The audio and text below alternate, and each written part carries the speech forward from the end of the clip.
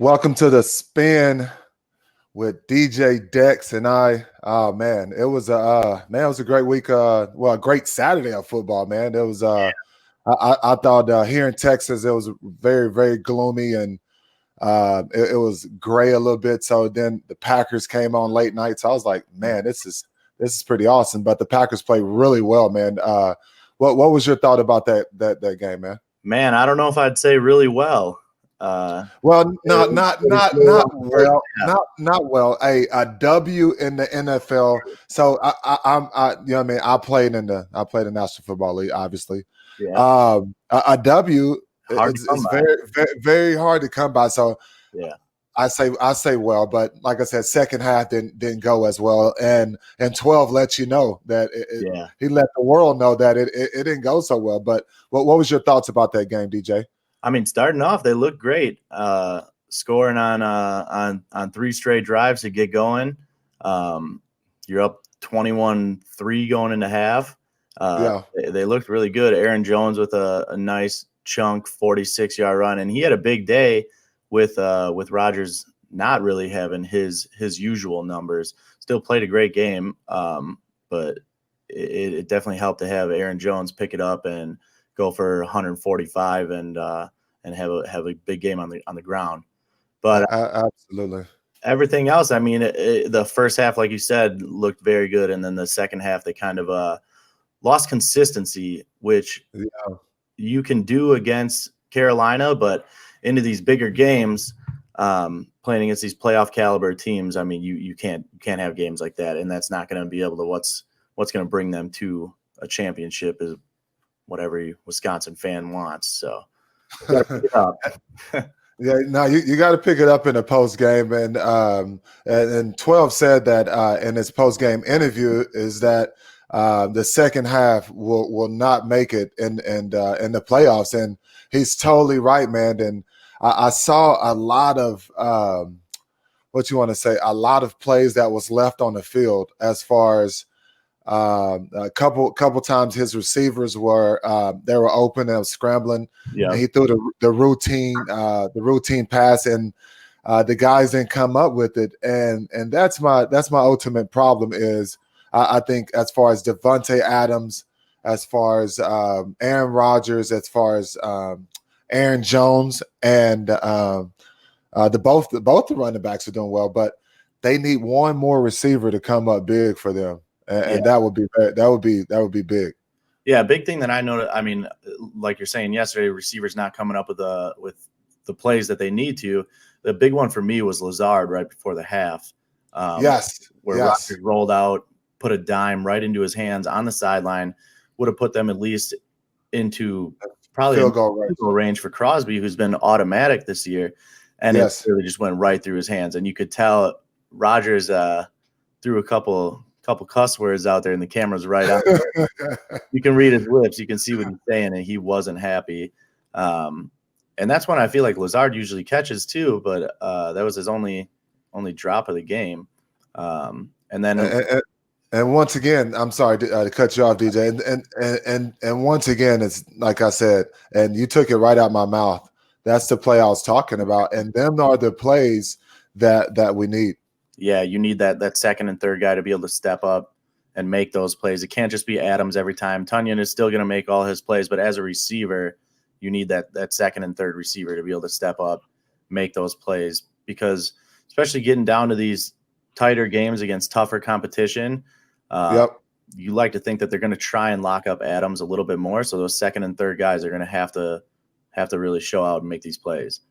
Absolutely, and the speed of the game. It's a preseason, it's regular season, and then we got a postseason, and the postseason speeds up a lot more because obviously it's the best of the best teams.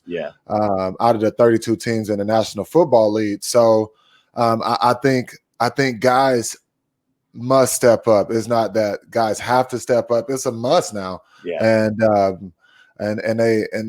It's just one of those things. If you want to go to the promised land as far as the Super Bowl, you have to make these type of plays that Aaron Rodgers needs because he's going to be on. That guy, I've been a You know what I mean? We had our difficulties, our relationship, but this guy has been dialed in. He looks young again, I mean, and I like it. caliber year this year, man. And they were showing the stats yesterday. He's the 3 times he's gone over 40 touchdowns. He's the first quarterback to ever do it, which is insane. I mean, he stayed consistent all year. He just needs his receivers to stay consistent too. And Right. a big thing with yesterday was that O-line. That O-line has to be there for him, because him getting sacked 5 times yesterday was not good. Yeah, it wasn't good, man, and that's the thing. They have to keep Aaron Rodgers off his back, because the more he falls on the ground, the more he gets hit, especially at the age and the wear and tear he had on his body and has on his body is it's huge, man. So I think the O-line has to gel together, especially the young guys, and rally together. You got to keep 12 off the ground.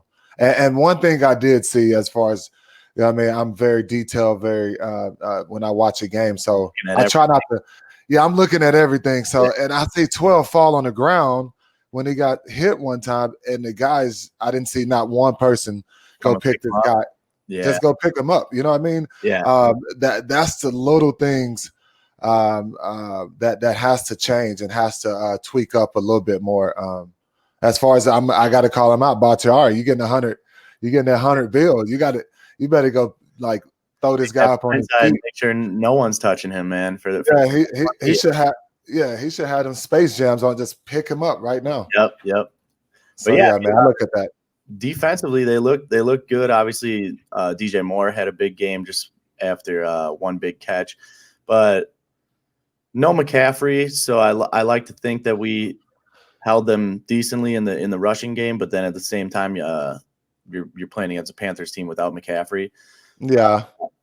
And then looking forward to this week, I mean, going against the monster Derrick Henry is scary for me. And I was looking at the numbers earlier, because defensively, I feel like there was a couple weeks in a row where I'd watch games and they were picking up 5-6 yards every single rush.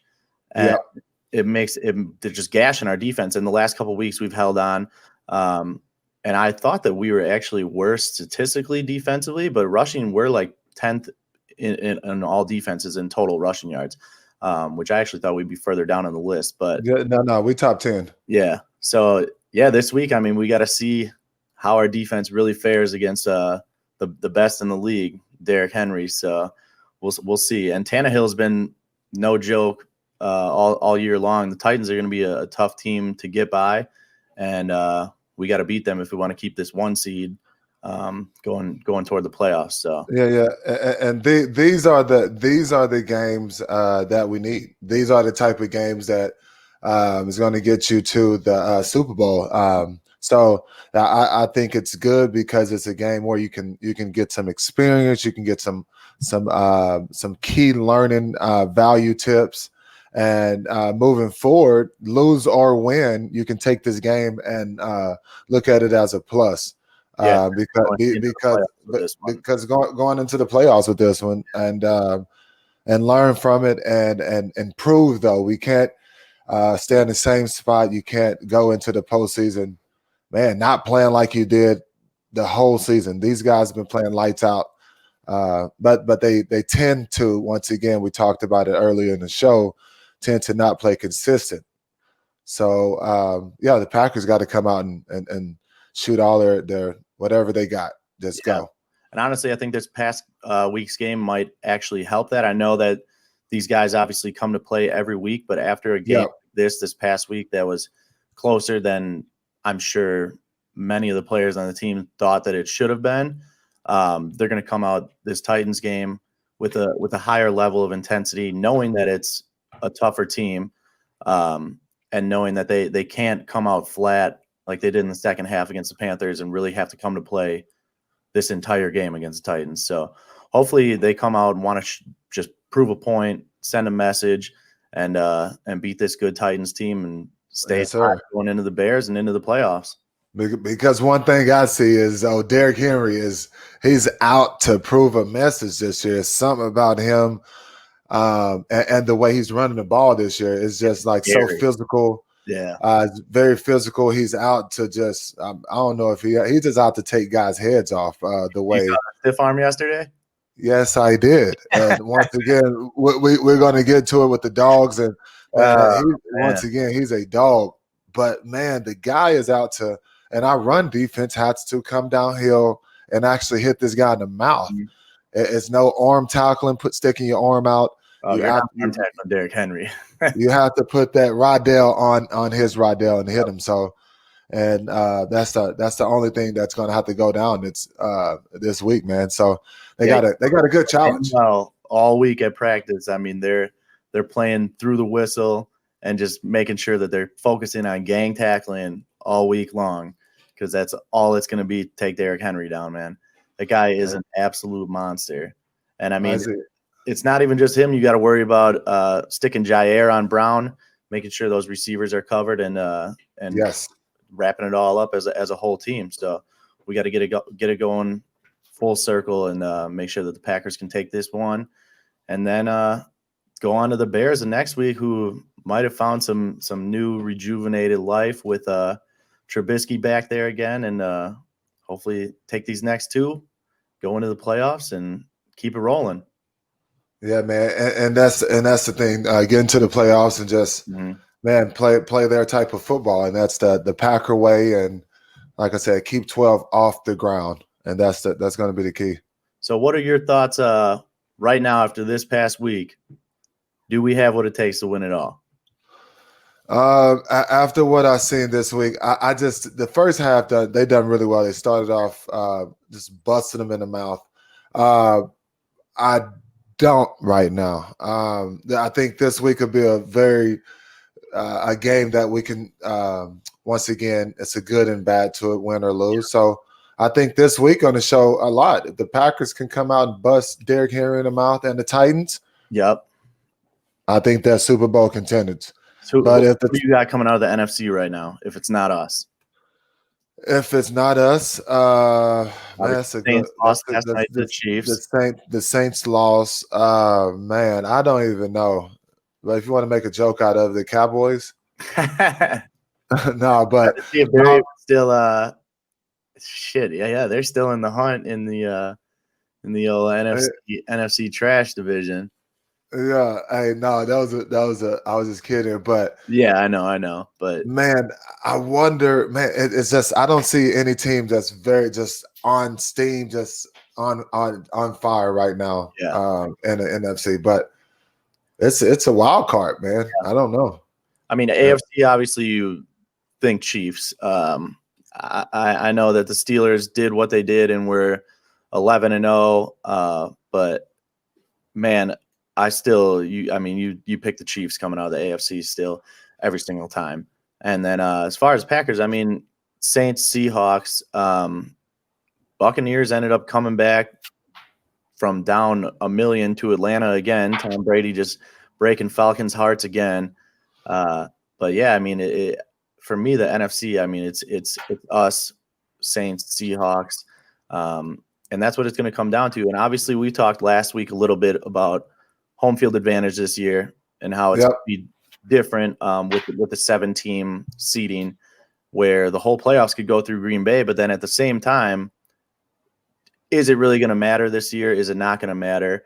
And I think last week you said it'll still matter with teams having to play in the cold. You put degrees in Lambeau as opposed to in the dome.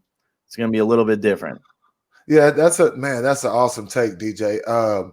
As far as going through Green Bay and or not, if you go back to the Super Bowl year, 12 does better in the dome now. So it's no harm going on the road and playing indoor, especially with the speed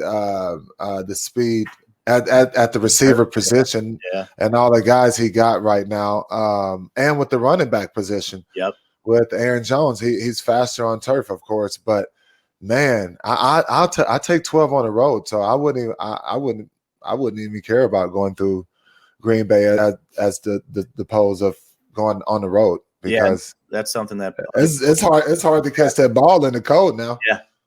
Yeah. I mean, that's something that a couple of other people were talking about, where if it even benefits them or not this year with no crowd, do you rather just play inside and play in the warmth, or do you still want to take all these other teams into the cold in Lambeau? So it can be a benefit, but it could also be a negative. So it's something that you kind of have to look into as a player or non-player of Right.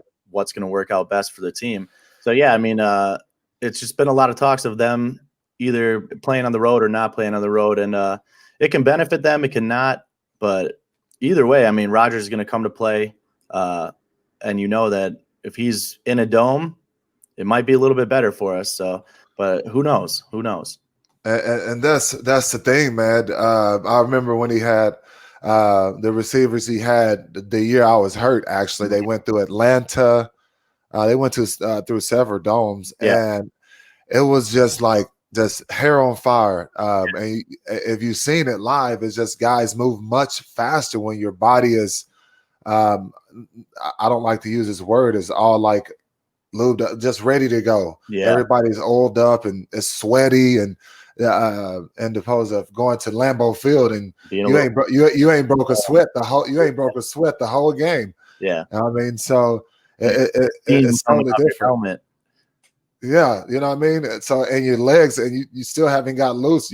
I'm in a car going home. I'm like, man, I just got loose. I'm like, I mean, it's been in 3 hours. Yeah, and you out catching the ball or warming up. You don't change your hands up about 2 or 3 times before the ball have hit your hands because of the cold weather. So, yeah, man, I'm taking them boys on the road, man. Yep. Yeah, that's the thing I look at too, especially with a couple of the drop difficulties that we've had for the receiver position. I mean, I'd almost rather just have them in New Orleans and put them in the dome and have them be warm. Yes, sir. It's just really being in Green Bay with no fans. It's not the same Lambeau that you get as an opposing player. I mean, the whole stadium's not rocking. You're not getting all the noise coming in at quarterback, not being able to hear everything. Where now I think they are limited to like family and a couple fans. So it's just. But them guys are not. They out there enjoying their pretzel and their hot coffee. They not. You know what I mean? They just enjoying the time. So, but if you get that Lambeau experience where you got the fools up there that's been drinking since 6 a.m., shirt off, beer going everywhere, that's the Lambeau experience. You get the tailgate at Stadium View and then the game. Yes. It's definitely different. And taking a charter bus and looking at all the fans tailgate and just the bubble guts, and you just don't get that when you ride up to I can, if I had to visualize it, you just probably don't get that riding up to Lambeau Field right now. So I think them guys are gonna, I'm going on the road. Yeah. Well, we'll see. I mean, we'll see how it plays out. We got 2 more weeks left. Tennessee this coming week, which, like we said, is going to be a huge game, big test for our offense and our defense. See if we can hold King Henry and Saints. I mean, they're a game behind. So even if we lose this one, we would still be in first place. We would literally have to lose the next 2 in order to lose home field advantage, which is good for us. But yeah, I mean, and which they don't. Once again, we talked about at the beginning of the show. It's the National Football League, so these are two tough games right here. Well, as far as if you get knocked out for the Titans, that momentum will be under the bar. So yeah, these 2 games we have to really come out and put our best foot forward on them. So 100%. and that's just what we're gonna have to do to get to the postseason. All right, so before we get into college, we got to go over some of these dogs of the week, these NFL top plays, and like we were talking about before with that trash NFC East, the Cowboys came out with a win and might still have a chance of making the playoffs. Who knows? But One of the hey, that's the crazy part is that the they Cowboys literally might still have a chance. they always sneak in with these bonk records they always have. But hey, you do what you got to do. And I'm a Mike McCarthy fan, so let's go. But yeah, they got themselves a gem in CeeDee Lamb, and this play was crazy. I mean, the game was already basically wrapped up. Wow. They throw an onside kick to him, and it almost looked like he was going to go down right when he caught it. And he kind of just sees an open lane and just took off. He's like, all right, well, I'm going to return this now. Right. That's called an athlete. Look at it. He like, damn. Yeah. Oh, man, that is sweet. Hey, that guy's been big for the Cowboys. Absolutely. I mean, you got to be big when you get Michael Irvin's blessing to take 88. Wow. You better be showing up all season long. So I like it. He's one of our dogs of the week. And then we go on to this Falcon or the Arizona Cardinals and Eagles game, which was an awesome game to watch. You got two young quarterbacks, Jalen Hurts going in for the Eagles now, and he played another great game. And the Cardinals took a risk here.